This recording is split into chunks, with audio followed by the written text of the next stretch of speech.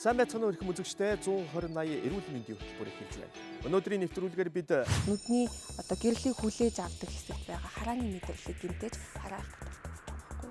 Манай ардын эмчилгээний давуу тал яг юу вэ? Тэгэхээр өнгөц мэдрэл болон гүний мэдрэлт хамгийн сайн нь зүүн эмчилгээ.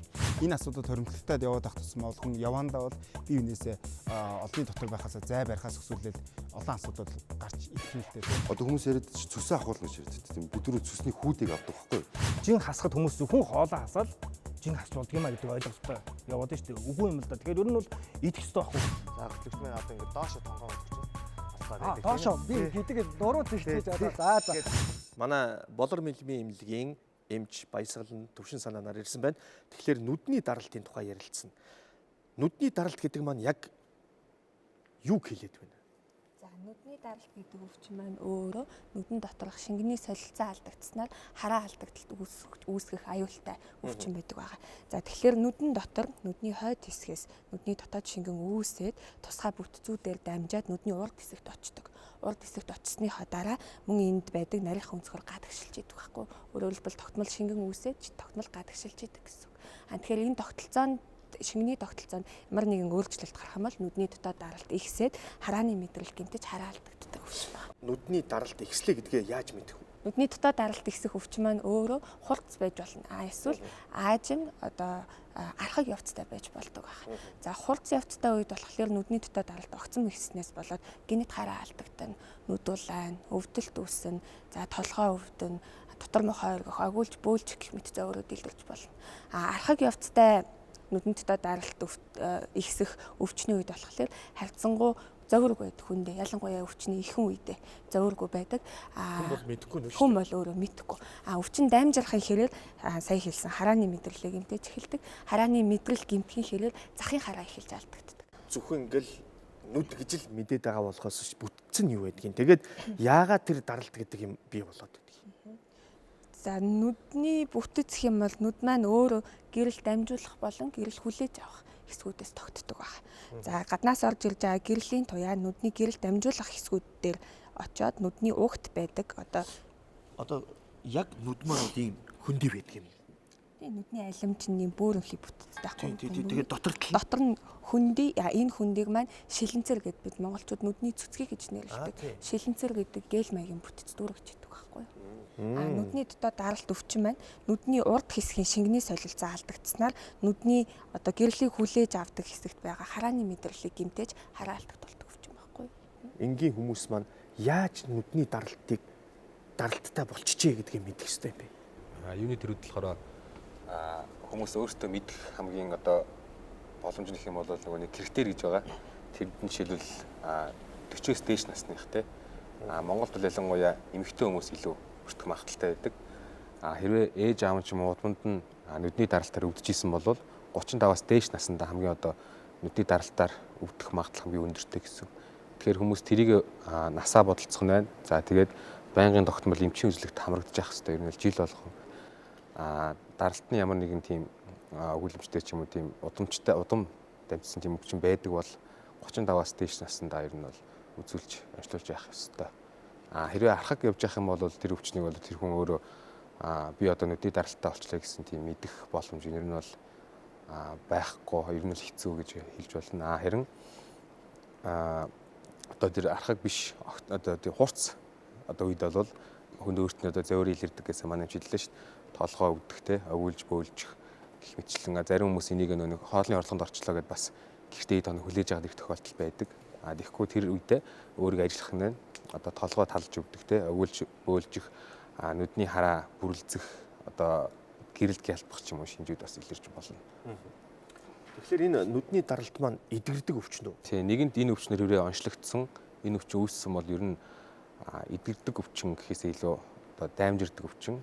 Энийг цааш нь эмчид үзүүлснээр болохоор хянаж байгаа байдлыг нь доктортой байлгах арга хэмжээ авч цааш нь юм явдаг.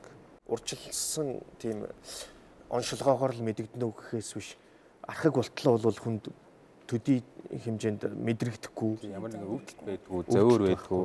Тэгээд нэг хараа захаасаа ингээд алдагдаад байна шүү дээ. Тэр хүмүүс тэр нь айжм алдагддаг учраас тэрийг хөвчлэн хүмүүс анзаардаггүй. Тэгээд бүр одоо яг нэг дурангаар харж байгаа юм шиг болцсон байдаг зарим хүмүүсийн хараа. Яг тийм үедээ зарим хүмүүс анзааршаа өөртөө мэддэг. Сая хэллээ шүү дээ. Захын хараа гэдэг. Захын хараа гэдэг маань яг юу хэлээд байна? Захын хараа гэдэг нь одоо хүн ямар нэгэн зүйл рүү фокуслаад яг чигээрээ их харж байхад бол тэр бол төвийн хараа. Төвийн хараанасаа бусад харж байхад одоо эргэн тойронд харж байгаа гэсэн бол захын хараа гэж хэлээд байгаа. Тэгээ одоо захын хараа муудна гэдэг нь алдагдана. Тэгэхээр одоо яг яаж алдагддаг юм бэ? Одоо төв рүү ингээд хүн юм руу фокуслаад урагшаа харж байхад одоо захын хараа хажууд одоо хүн зогсож тэрийг харагдахаа болоод дотор талаасаа хумигдаад байна гэсэн үг. Яг тийм нүдний даралт ихсэх өвчний үед бол захын хараа алдагддаг, өвөр мөцөөр алдагдаж эхэлдэг л дээ. Тэрийг бол эрт үед нь онцлох юм бол захын хараа шинжилгээний арга байдаг. Тэр шинжилгээний аргаар захын харааны одоо нүдний даралт ихсэлтийн үед үүсдэг өвөр мөц захын харааны өөрчлөлтөөр нүдний даралт ихсэх өвчнийг бас олж болно. Уламжлалт ангаа ухааны нэг хэсэг бол яалтчгүй зүү засал байдаг. Тэгвэл зүүн заслын талаар бид сурвалжилсан. Зүүгээр имжлэх энэ одоо өвчний төрлүүдийг хэрхэн оншилдог вэ? Эндээс яриагаа эхлэе. За энэ өдрийн мэндийг хэрхэн үзэгчтэй хүргэе. За уламжлалт ангаа ухаанд бол 5 засал гэдэг одоо заслын эмчилгээ байдаг. 5 заслын нэг одоо хамгийн чухал эмчилгээ нэг нь болохоор зүү эмчилгээнд орчиж байгаа. Одоо за тэгээ зүү эмчилгээ маань болохоор одоо хамгийн одоо уламжлалт ангаа ухаанд гол давуу энэ зүү засал маань одоо хамгийн түрүүнд одоо мэдрэлийн хүчнийг гол ангааж чаддаг. Тэгээд хүний биеинд одоо гормоны ялгарлтыг идэвхжүүлж өгдөг. Тэгээ бүх булчирхайнууд одоо төрөө булчирхай, бамбаа булчирхай, гүйсэн булчирхай үнчин тэрхээр дамжуулаад сэтэлт өгч. Тэгээ бүх биеийн дархлаас сэргээд бүх гормоныг идэвхжүүлж өгдөг учраас одоо настай хүмүүс зүү эмчилгээ хийлгэсний дараа маш их биеийн сайн сэргэж өгдөг байна. Тухайлбал одоо яг ямар өвчин эмгэгч чиглэсэн зүүг тавих гэж байна та? Одоо бол яг ингээд нурууны суулт морилт үүсээд, баруун тал руугаа морилт үүсээд, баруун хөлний суудлын мэдрэлийг өргөсгөл. Тэрнээсээ шалтгаалаад одоо даал хоорон дөрөн булчингийн чангарал, үзүүний булчингийн чангарал, тэгээд тархин суцны нарийсэлт үүссэн. Нурууны усаас шалтгаалсан. Ийм онцтой хүнд байна одоо зүү эмчилгээгээ тавьж одоо үзүүлэх гэж байна. Нурууны олон уулзах суулт өгөөд, тэгээд тэр суултан дээр ивэрхий үүсээд хөлийнхөө гоё руу бадарч эхэлдэг байгаа. Тийм учраас одоо зүү тавьж байгаа цэгнүүд маань өөрсдийн гэсэн яг тийм хэмжээ орон зайтай. Яг тэр цэгүүдээр нь бас зүүгээ маш сайн тавьдаг байгаа. Тэр нь болохоор нөгөө энергийн төв цэг тоочг гэж авдаг байгаа. Төв цэгээр зүүгээ тавьж эхэлнэ. Тэгээ энэ болохоор яг суудлын мэдрэл дагсан. Гоё бадарч өвөлтөнд одоо тавьж байгаа зүү эмчилгээ хийгдэж байна. Ерөнхийдөө нурууны суулт үүсээд эхлэнгүүд бадарж байгаа талын хөлний цусны эргэлт маш цусны хомсд буюу шимт хичээлийн хомсдол ороод эхэлждэг. Хөл рүү бадарж байгаа тохиолдолд одоо жишээ нь хөл нь 1 литр цус эргэлддэг байлаа гэж бодъё л жишээ нь тий.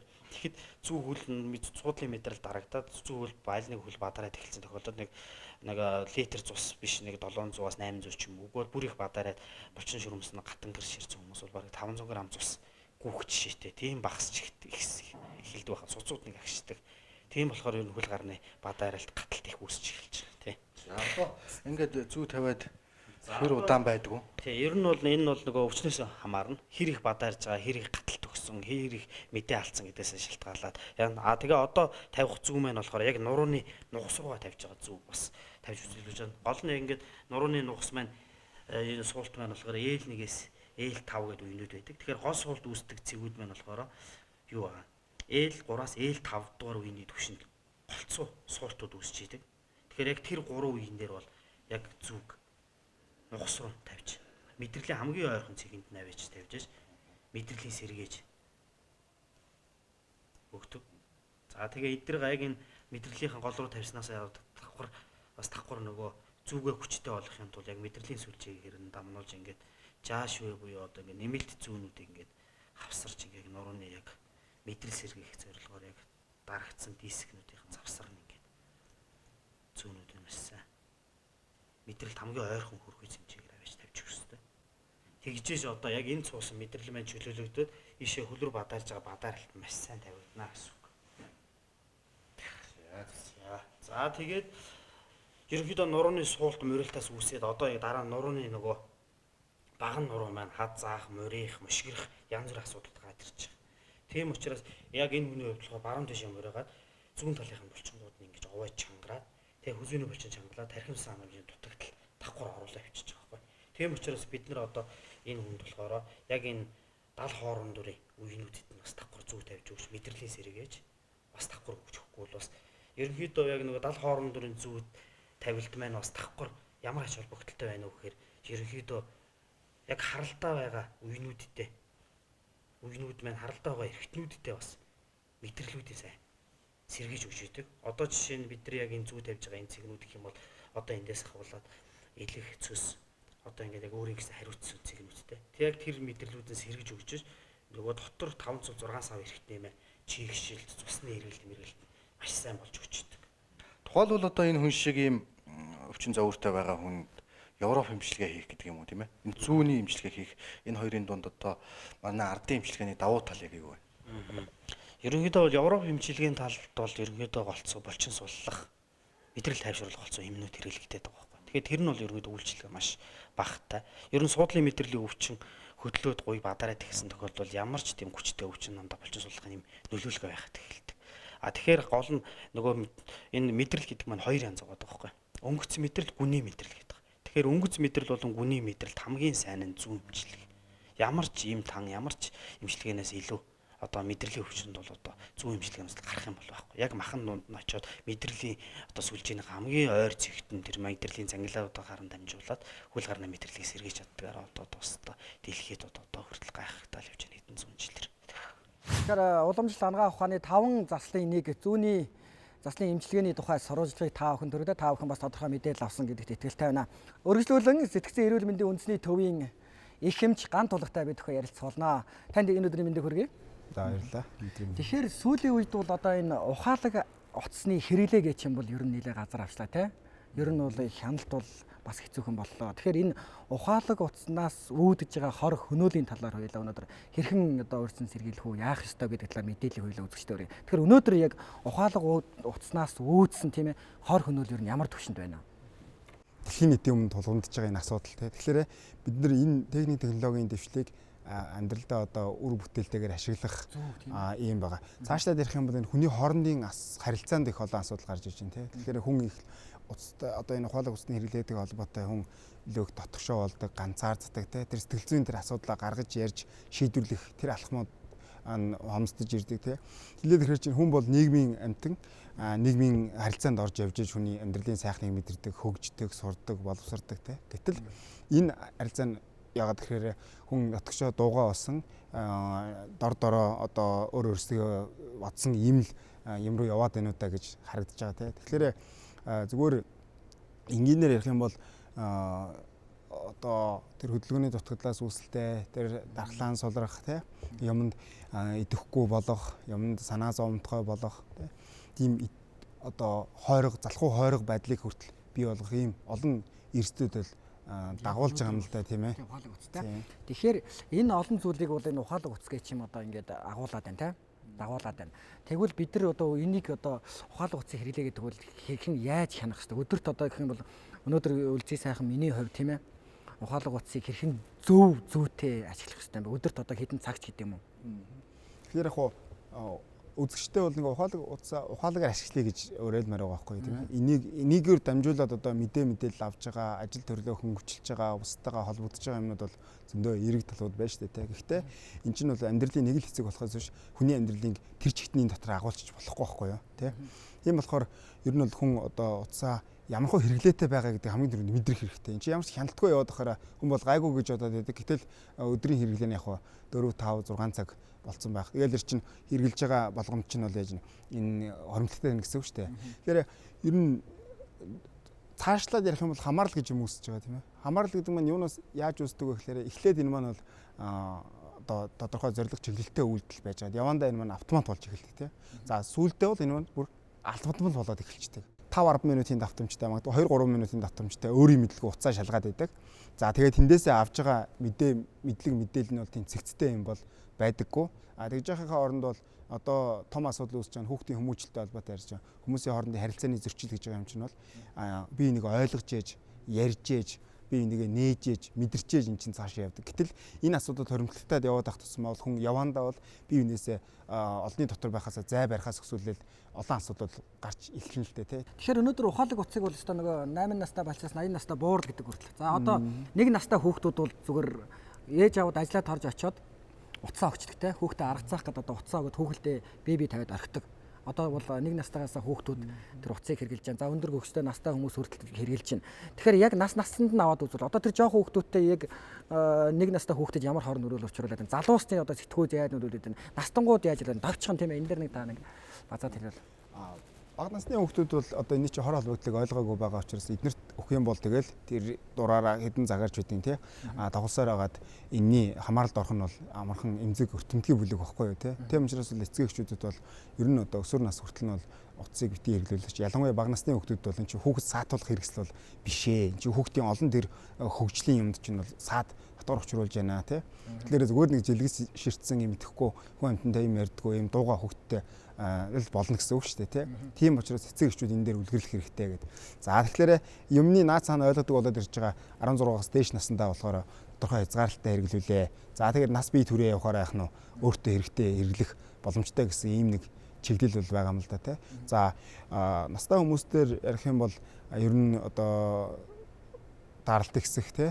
За тэгэл толгой тархин өвдөх, нүдний хараанд нь нүдэн өвдөх олон юмнууд сөрөг нөлөө бол байж болно л та тийм учраас хөдөлгөөнийг орлох ерөөсөө им байдгүй имийг орлох хөдөлгөөн гэж байдаг гэх. Тийм учраас хүмүүс наваг бага байхад жишээ нь одоо ууланд гарч чаргаар тогсноосоо болоод айгүйх асуудалд ордог байдаг шүү дээ. Ус түлээг авахаа мартаал те. Ерөөсө гэрт нь оруулах гээд ингээд хөөцөлдөг те. Одоо болохоор чинь гадагш нь гаргах гээд ингээд эсрэгээр болчиход шүү дээ те. Тэгэхээр амьдралын юм аяг ингэж өөрчлөгдөж байгаа те. Тэгэхээр бидний зүгээр энгийнээр хэлэх юм бол хуучин тэр байсан амьдралын юм аяга бид нэр сэргээж хэрэгжүүлэх юм бол тэнд олон эерэг зөв амьдралын юм аяг явж исэн байна. Ялангуяа одоо хөдөөний амьдралын юм аяг чинь бол тийм шүү дээ те. Ерөөсөө банкын хөдөлгөөнд гэдэг гарлаа, орлоо, тоглолоо, явлаа гэдэг чинь тэр бол бидэрт үйлдэгдэж байгаа гэдгийг бол хэлмээр байна.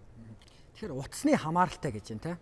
Тэгэхээр яг утасны хамааралтай гэж одоо ямар хүнийг хэлэх юм? Утасны хамааралтай болж байгаа гэдэг чинь одоо нэг сэтгцийн нэг өвчин үү? Тий. Компьютер тоглоомын хамаарал гэдэг нэр томьёо бол 2013 онд бол яг одоо тэр сэтгцийн эмгэгийн онцлогооны гарын авлагт бол орж ирсэн байгаа байхгүй юу. Тэрийг би энгийнээр ингээд маш товчхон тайлбарлахыг хичээе. За тэрүүгээр багцаалтад бол хүн бол баримжаа авчих боломжтой. Нэгдүгüүрт бол тухайн тоглоомоо тоглоогүй үедээ ч гэсэн тэрийг байн бодож санаашрах гэж байна. Тэгэхээр хүн гудамд алхаа явж байхдаа л нөгөө ухаалаг утсаа бодоод л тий тэрнийхээ тухай бодоод санаашраад яваад гэж. Дараагийнх нэг зүйл нь бол сэтгэл зүйн тэр таагүй байдлаа тэр тоглоомоор шийдвэрлэх гэж байгаа. Одоо таагүй байдалд орохоор гарц гаргалгаа болохоор тэр компьютер тоглоомоор шийдвэрлэх гэдэг шүү дээ тий. Тэр хүн яах нь сэтгэл нь тавгүй болоод тайван биш болоод ирэхээр утсаа оролдоод түр аргасч байгаа. Эн чинь бол стресс тайлж байгаа тэр аргачлал бол биш юм аа гэдэг. Дараагийнх нэг юм болохоор өмнө сонирхдаг байсан юм аа сонирхоо байх гэж. Сакс тоглодог байдаг юм уу тий найз нөхдөдөө уулздаг байдаг юм уу яадгийн өөр одоо нийгмийн сонирхлын бүлэгт орж бас энэ хумигдаад ирдэг гэж. За нөгөөх нь болохоор хэрэглээгээ багасгах гээд багасгаж чадахгүй байх гэж. Яг өөрөө үг нь хүсээд идэг хэрэглээгээ багасгая гэсэн. Гэтэ энэ нь санснаар болдгоо. Дараагийнх нь болохоор хэрэглээгээ одоо нууж худлаа ярих гэж. Би өнөөдөр тоглоогүй. Эсвэл одоо 2 цаг тоглосон бол би 30 минут тоглосон. Хэсгэн тоглосон шиг юм те. Энийг мөн энэ хэрэглээтэй холбоотойгоор хичээл сургалтанд нь ажил хөтөлмөрт нь тэр хүн одоо ахиж дэвшгэд сөрөг нөлөөгөө үзүүлэх гэх мэтлэн ийм зэрэг. Тэгэхээр утсаа хэрэглэхгүй гэж бодоод хичээлээ хийгээд суулаа. Тэрэндээ сайн төвлөрч чадахгүй нэг л мэдэхэд утсаа барьж аваад идэг.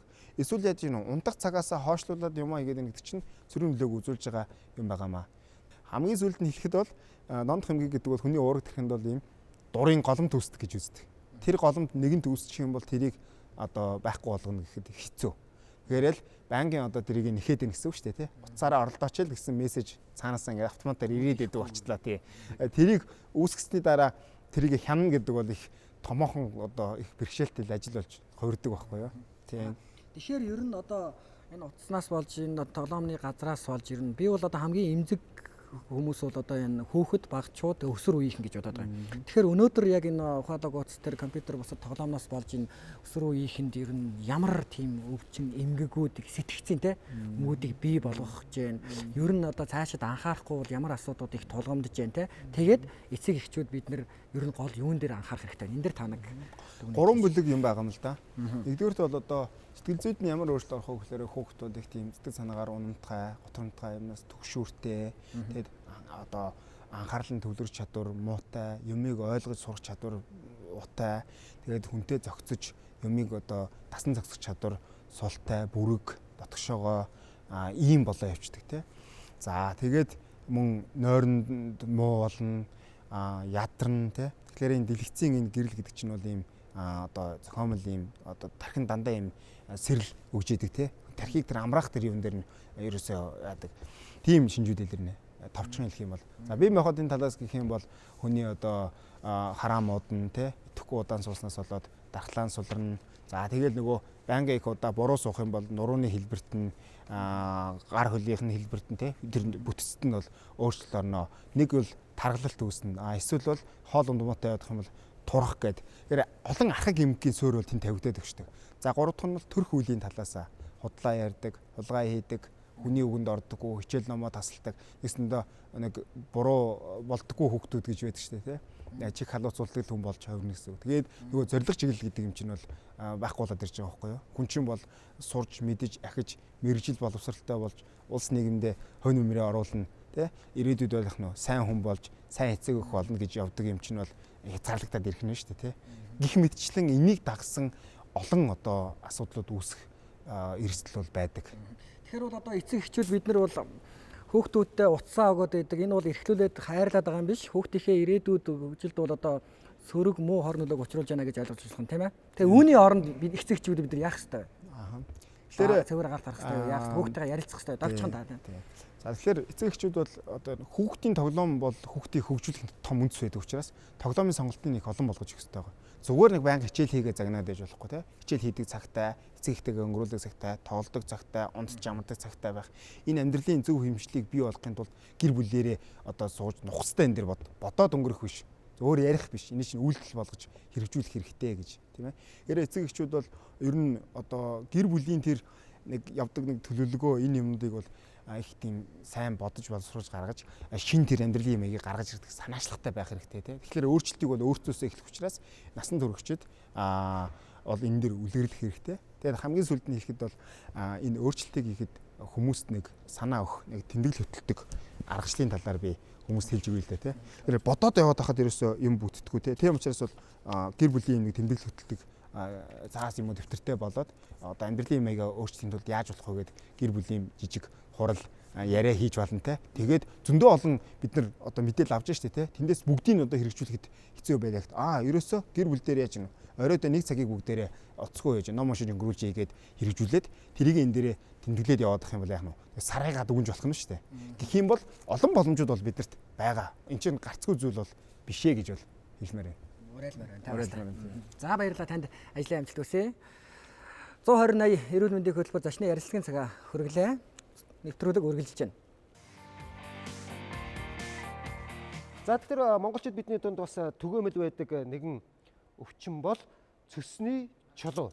Тэгэхээр энэ цөсний чулуужилт бол одоо сүүлийн он жилүүдэд бол маш залуудсан гэсэн мэдээллүүд байдаг. Тэгэхээр бид бас энэ талаар бас үзэгч та бүхэнд урьдчилан сэргийлэх бас мэдээлэл хүргэх үүднээс улсын 2 дугаар төв эмнэлгийн ерөнхий мэс заслын ахлах зэргийн их эмч анх хоёрыг урьж оролцуулаад байна. Тэгэхээр цөсний чулуужилт гэхээр хүн бүхэн мэддэг тийм ээ чулуу гэдэг. Ахуулдаг, мэсслэн аргаар авдаг. Тэгэхээр энэ өвчин яг ямар өвчин бэ? Энэ өвчнөөс хэрхэн урьдчилан сэргийлэх вэ? Ер нь анхны шинж тэмдэг хэрхэн илэрдэг вэ? Та энэ талаар бас мэдээллийг үзэгч хүмүүнд өргөхгүй. За цөсний хүүдийн чулуучих өвчин маань бол ерөнхийдөө цөс цосгомшил гэдэг зүйлтэй холбоотой үүсэж байгаа өвчин маань байгаа.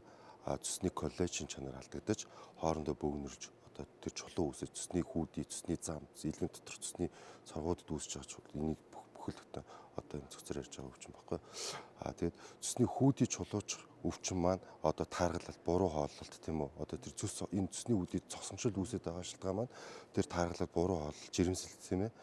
Тэгээд одоо тэр биеийн илүүдэл гэх чинь одоо өвчин эмгүүдийн өвднөөс шалтгаануудаас болж одоо энэ үүсэж байгаа өвчнийг хэлж байгаа. За цэсний үүдийн чулуу үүссэн тохиолдолд одоо өвчтнүүд маань бол илэрх шинж тэмдэг маань болдог одоо парун гар тал мөрлөө өвдөх ч юм уу аюулгаа өвдөх одоо хоолны дуршил буурах тийм ээ чээж гашуу оргих цанхаах ч юм уу тиймэрхүү шинж тэмдгүүд илэрдэг. За мөн энэ цэсний үүдийн чулуу маань хүндэрсэн тохиолдол яах вэ гэхээр цэсний ерөнхий сувг гэж байдаг. Энэнд чулуу ордог. Энэ тохиолдолд цэсний замын саад үүснээс болж цэс нүд шарлах, бүх бие шарлах гэсэн ийм бас хүндэрсэн шинж тэмдгүүдээр илэрч бас болдог ийм өвчин маань байгаа. За ер нь юун дээр анхаарах хэрэгтэй вэ? За цэсний үүдийн чулуу өвчнөөс урьдчилан сэргийлэхийн тулд хүн бол ерөнхийдөө хоолны зөв хөвшөлттэй тий зөв хооллох өлөн гарахгүй байх. Мөн жингийн илүүдэлд одоо биеийн жингээ хасах ч юм уу тийм ээ. Ер нь л одоо сайн хэллээ шүү дээ. Цэсний хүүдийн цэсний урсгал цаад үүснээс бол энэ өвчин маань үүсээд байгаа. Тийм учраас бид нар бол одоо өглөө болгоо өлөн гарахгүй баг цаг хоол идээ гарах ч юм уу тийм үү. Кофе хэрглэж явах, өөх тостой зүйл хэрглэж явах. Өөх тос гэдэг зүйл маань бас цэс ялгаралтанд бас маш сайн нөлөөлдөг. Кофе уух тусам бас цэсний бас урсгалыг сайн ялгарлтыг сайн дэмждэг багч тийм. Гэх чинь юмнуудыг хоол хүнснийхээ амьдралын зөв хэмээгийг. Тэгэхээр танаас их сонь зүйл сонслоо л да одоо үдээс копиг бас хоригддаг шүү дээ тийм ээ. Бас янз бүрийн бас өвчин эмгийн одоо зүрхэнчүүд юм тийм юмнууд гэнтэр гэсэн. Одоо бас энэ бас эрэг талтай хэтрүүлжин хэрэглүүл хор яг тааруулж хэрэглүүл бас тийм шүү дээ тийм. Би бас нэвтрүүлгийнхаа тантай ярилцахаас өмнө бас хэлсэн шүү дээ тийм ээ. Ер нь сүүлийн жилүүдэд Монгол тийм ээ цэсний чулуужилт ер нь бараг 10 хэдэн настай хүүхдүүд энэ цэсний чулууны хаалгаанд орж байгаа гэсэн юм хэлээд байгаа тал. Энэ одоо хүүхдүүд энд юун дээр анхаарах хэрэгтэй юм бэ? Энэ ерөөсөө л идж байгаа ууж байгаа бидний хоолнд одоо тийм амьдралын хэм маягтай 100% холбоотой өвчлөл байхгүй. За энэнээс гадна одоо сүүлийн үед энэ цэсний хүүдийн чулуу өвчнөөс гадна цэсний ерхий сувгийн чулуу гэдэг өвчин бас айгүй өндөр өрсөлдөв. Одоо жишээл манай аймаг 2018 онд цэсний хүүдийг дурангаар авах мэргэцэл 1100 орчим хаалга хийгдэж байгаа. Зөвхөн манай аймаг дээр бас 2 дахь төлөвлөлт дээр. Тэгэхээр цэсний ерхий сувгийн чулуу гэдэг зүйл бас байдаг байсан. Тэгэхээр одоо энэ интернет одоо сошиал ертөнцөөр явж байгаа цэс чулуучсан тохиолдолд одоо цэс хөөх одоо цэснийг одоо чулуу гаргах гэсэн юм зөвлөмжүүд яваад идэгтэй энэ бол буруу зөвлөмжүүд байхгүй. Энэнээс болж цэсний чулууга хүндрүүлэх эрсдлүүд аюу хүндэр ирж байгаа. Үүнтэй холбоотой RCP гэдэг ажилбар одоо энэ жил манад 100 гаруй тохиолдол хийгдчихэд байгаа. Энэ үлрээсөө л энэ цэсний хүүдийн чулуу дараагийн хүндрэл ингэж явагддаг юм а гэдэг. Тийм учраас ард иргэдүүд өрөөсөө цэсний хүүдийн чулуу онцлогдсон тохиолдол тийм үү хараа дүүргийнхэн мэслийн эмчийн хяналтанд байх дараагийн төлөвлөгөө журмаар хаалгаандаа бэлдэж орох гэх чинь асуудлыг одоо эмчийн хяналтаар эмчийн зөвлөгөө заавар зөвлөмжийн дагуу явах хэрэгтэй гэж байна. Үзэгчдээс маань бас эмчээс сонирхож асуух асуулт байвал асууж болно. Илэрлээ гэхэд би одоо яг аль одоо нэгдүгээр шатлалын эмнэлэг буюу өрхийн эмнэлэгтээ үзүүлчихэд тэгээ хоёрдугаар шатлал руугаа явна гэсэн үг. Яг хэрвээ аль эмнэлэгт хандах хэрэгтэй юм бол яг юугаар хандах хэрэгтэй юм бол одоо жишээлбэл өвдлөг одоо бид одоо ямар нэгэн шинж тэмдэг одоо цэсний үүдийн өрөвслийн ямар нэгэн шинж тэмдэг илэрлээ тохиолдолд хараа дүүргийнхэн мэслийн эмчд за шөнө орой цагаар бол 103 удаа ч юм уу те тухайн хараалыг авж байгаа одоо 3 дахь шатлалын эмнэлгүүдийн жижиг эмчнэр ч юм хандах та бүрэн боломжтой.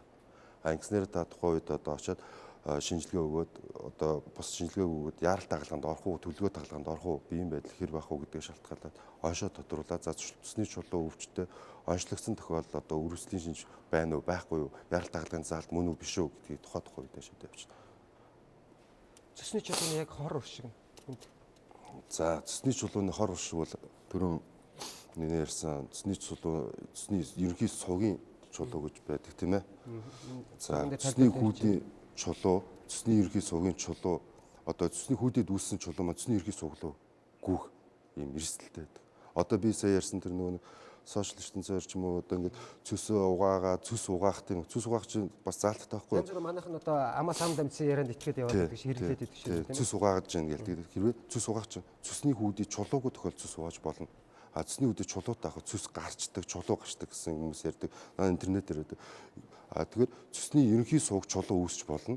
Цэсний хүүдийн чулуу, цэсний ерөнхий суглууг үүсч. Энэ тохиолдолд яадаг вөхөр одоо энэ цэсний ерөнхий одоо хүмүүс яриад цэсээ ахуулна гэж ярьдаг тийм. Бид түрүү цэсний хүүдийг авдаг байхгүй. Одоо дурангийн мэслээ. Дурангийн бол нээлт дагалгын мэслээ.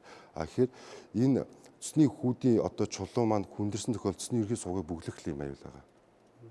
За цэсний эрхээ суугийн чулуу, цэсний эрхээ суугаа бөглөөгөх цэсний хүзүүн дээр байрсан чулуу шүү дээ энэ чулуу те. Цэсний хүүдийн маань өөрөө идэлэх бас айгу том хүндрэл гарч болно тий. Тэгэхээр монголчуудын өмнө тулгамж байгаа нэг асуудал бол хөдөлгөөний дутагдал. За хөдөлгөөний дутагдлаас үүдэж бол олон тийм өвчин эмгэг одоо үүсээд байгаа маа. Тиймээс өнөөдөр бид бүхэн зөвлөгөө булангаараа Golden Gym Kids клубын захирал болон одоо сурагч багшийг урьж ирүүлээд байгаа. Ингээд захирал Баянмөхийг урья. За сайн байна уу та? За сайн байна уу? Ажил сайн байна уу? Тэгэхээр та 10 жил үйл ажиллагаа явуулж та яг анх одоо энэ фитнес клубыг эхэлж байхад залуучуудын сэтгэлгээ ямар байсан? Өнөөдөр яг ямар төвшөнд хүрээд байна? За та бүхэнд энэ өдрийн мэндийг хүргэе. Тэгэхээр ер нь бол одоогоос 20 жилийн өмнө л одоо анх одоо энэ бодибилдинг фитнес гэдэг зүйл Монгол улсад хөгжиж эхэлсэн юм л. Тэгэхээр манай клубын хувьд бол үйл ажиллагаа явуулаад 10 жил болж байна. 10 жилийн өмнө ер нь бол үйл ажиллагаа явуулж байхад харьцангуй хүмүүс маань фитнес гэдэг ойлголтыг бол маш одоо буруугаар ойлгодог байсан. Учрыг бол ерөөсөө энэ том төмөр өргөдөг, том одоо булчин шөрмөстэй тийм улсууд л одоо энэ бодибилдинг фитнесийг хийх ёстой байна гэдэг ийм ойлголт байсан болоо гэж би бол хувьдаа ойлгодог. Тэгэхээр ер нь бол хүн фитнес яваад эхлэхээр амьдралын зөв дадал уршлыг маш сайн ойлгож ирж байна. За тэгээ хөдөлгөөн хийснээр нөгөө айхтар чихрийн шижин, цусны даралт, үе мөчний өвчин ерөөсөө бүхэл өвчний эхлэл гэдгийг хүн бүхэн ойлгоод ирээд за тэгээд үндсэндээ фитнесээр 3 сар бэлтгэл сургуульд хийгээд ирэх юм бол тухайн хүмүүс зөв хоолоод ирж байна. Амьдралын зөв дадал дуршилд ороод ирэхээр тэр гэр бүлд тэр хувь хүнд магадгүй тэр одоо хамт олонны дунд бол үр амьсгал сайхан болоод тухайн хүн маань амьдралынхаа зөв дадал дуршлыг энэ одоо л эндээс одоо олж авч штэ тийм ээ. За турах хүсэлтэй хүмүүс маш их байна. Одоо ер нь бол тий. Тэгэхэд хүмүүс турахтаа харин буруу тураад байна уу да. Одоо саяхан гэхэд шинэ жилийн өмнө нэг бүсгүй одоо золгоогээр амиа алдлаа шүү дээ. Тэгэхээр яг бид нар одоо хэрхэн яаж зөв турах ёстой юм? Яг зөвтэй. Энэ дээр ер нь фитнес клубүүдэд багшлах боловсон хүч хамгийн чухал. Дээр нь нэмэгдээд энэ эрүүл мэндийн эмч зөвлөх ийм хүмүүс одоо байх нь чухал шүү дээ. Тэгэхээр ер нь бол жин хасахад хүмүүс зөвхөн хоолоо хасаал жин хасч болдго юм а гэдэг ойлголттой яваад шүү дээ. Фитнест орж ирлээ, хоолоо сойлоо сайхан болно гэдэг ойлголт биш юм. Тэгэхээр зайлшгүй энэ бол мэрэгжлийн эмчтэй одоо мэрэгжлийн багштай бүр болж өгвөл сэтгэл судлаачтай дээр нэмэгдээд хоолны зөвлөгчтэй байх юм бол илүү одоо хүмүүс маань тэрнээс одоо зөв одоо дадал дуршлаа олж авна л гэж ингэж ойлгох хэрэгтэй байна. Ер нь жилийн өмнө эрүүл мэндийн даатгалын сангаас иргэдэд хөнгөлөлтөө өнөр үйлчлэх ийм одоо хуулийн зохицуулалт гарсан. Тэгээ үүнтэй холбоотойгоор одоо Монгол улсад бол нийт 13 клуб яг энэ магадлан итгэмжлэлтэд ороод сая эрүүл мэндийн даатгалын сангаас хөнгөлөлтөө өнөр үйлчлэх сонгон шалгуулалт авсан байдаг. Тэгэхээр Golden Gym одоо фитнес клубын 3 клуб бол яг энд одоо магадлан итгэмжлээ аваад энэ үндсэндээ бол ард иргэдэд олгож байгаа бас нэг төрлийн нэг боломж юм уу да тий. Эрүүл мэндэд анхаарал хандуусныхаа төлөө 3 сар тутамд 60,000 төгрөг одоо төрөөс тухайн хүний одоо дансанд нь орох ийм одоо хуулийн зохицуулалт хийгээд одоо манай клуб одоо үйлчлээд эхэлсэн байгаа. За баярлалаа танд ажлын амжилт хүсье. Гэхдээ бас болоог хоёулаа дасгал багштай ирсэн байгаа тийм ээ. За тэгэхээр багшаа өрье. Тэгэхээр өнөөдөр бас манай үзэгчдэд яг бас эрүүл байхын тулд ямар дасгал хөдөлгөөн тогтмол хийж явах хэрэгтэй вэ гэдгийг бас зааж үзүүлэн тийм үү? За тийм. За багш. Баярлалаа танд. За. Хүний бие ерөөсө 3 үндсэн том булчин.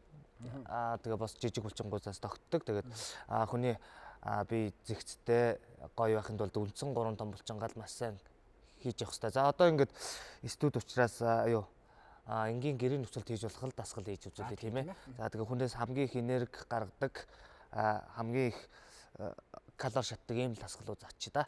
За тэгээд хамгийн их калори шатаадаг дасгал бол скват суултаа тий. Хүний үндсэн энийг одоо фитнес зааланд бол ачаатаагаар хийхээр маш үр дүнтэй ийм дасгал байдаг. За гэрийн нөхцөлд бол хөлийн хэмжээ чүд зайтай зогсож тийм ээ. За одоо ингээд доошо суулаа. Манай хөтлөгч маань бол одоо маш буруу сууж байгаа тий. Өлмий дээр ингээд ачаагаа өгөөд өвдгөө ингээд яг булчин маань огт ажиллахгүй зөвхөн биеийнхэн үеэрээ даацаа аваад сууж. Тийм учраас өвдгөө өлмөнөөс ингэж уршаа гаргахгүй шууд хоошоо. Хоошоо. Нуруу баг ихсэн. Нуруугаа хоошоо масаа хотоогоо доошоо суулаа. Дэшээ ослоо. 4-өөс 6 8 давталтаар орд өвчл. Зүгээр ийм суул тахна шүү дээ. За нэг дэх дасгал. Хойд дахь дасгал нь хайчин суултагт. Ийм суулт. Ерөөсөө хүнээс илүү их калори шатаах дасгалууд яваад шүү дээ тийм ээ. За ингээд доошоо суулаа. Дэш ослоо. Мөн л урдлынхаа өвдгийг ингэж уршаа явуулахгүйгээр хаз Урд өвдөг ардлын гуй хоёр ингээд ерөн гараасаа. Энэ урагшаа явчихад шүү дээ. Тэгэхээр яах вэ? Явуулахгүй л уг хэрэгтэй. Явуулахгүй ингээ хаашаа гэдэг. Зүг. За. За ингээд. Энэ хөл дээр 25 явлаа. Хөлөө солилоо. Буцаагаад 25. Нөгөө хөл дээр 25 явлаа. Аа. За ингээд 4 удаа явуул. За ер нь бол өглөөдөө босоод ч юм уу ингээд ийм дасгалыг нэгтгэх дасгал болгоод хийчүүл хөл маань тэр өдөр дээр нь бол хангалттай ачаалаа авчина. Дээрэс нь илүүд калори маань шатчихна. Тэгэхээр таргалахгүй байх боломжтой гэсэн үг. За дараагийн том булчин бол нурууны булчин байдаг. Нурууны булчин бол ер нь нөгөө нурууны суулт нурууны зүлгээлт морилт гэдэг бол нурууны булчин сул байгаа учраас шууд үеийн дээр хоорондоо даралтай өгснөөр зууч үүсдэг юм. Нурууны өвчл бас сүүлийн үед нэмэгдээд байгаа шүү дээ. Тий хамгийн их нэмэгдээд байгаа өвчин бол нурууны өвчин өвчин шүү дээ. За энэ болохоор ингээд гараа доошоо нуруугаа цэх хөлөө мөрний хэмжээтэй зогсъё. Ингээ гадагш нь эргүүлчихээр өөрийгөө нөгөө нэг үеэрээ хөшөөд эхэлнэ тийм ээ. Тэгэхээр яг ингээд хөлөө тэгшгэн тавьчихна. За. За ингээд доошоо тонголоо. Хөлөө нуглая. Нуглах юм уу? Хөлөө за ингээд хөлөө чүд нуглаад доошоо тонголоо. Дэшээ. Гэрээ нөхцөд бол 2 жижигхэн уснаас барьсан багтал болоо тийм ээ. За. Ингээд тонголоо. Дэшээ. За мөн 20-оор 4-8 оролтоор ингээд. За ер нь бол 20-оор 4-8 оролтоор арах юм байна. За. Гэрээ нөхцөлд ийм 3 том булчингаа ийм үндсэн дасгалаар л ажиллуулчихад ер нь бол таргалаад авахгүй нь шүү дээ тийм ээ. Авах би гоё чанга тэгээд би чинь гоё чанга тий. За. За баярлалаа. За баярлалаа. 120 нэвтрүүлэгтээ хамт байсан үзэгч та бүхэндээ баярлалаа. Дараагийнхаа дугаараар эрг уулзтлаа баяртай.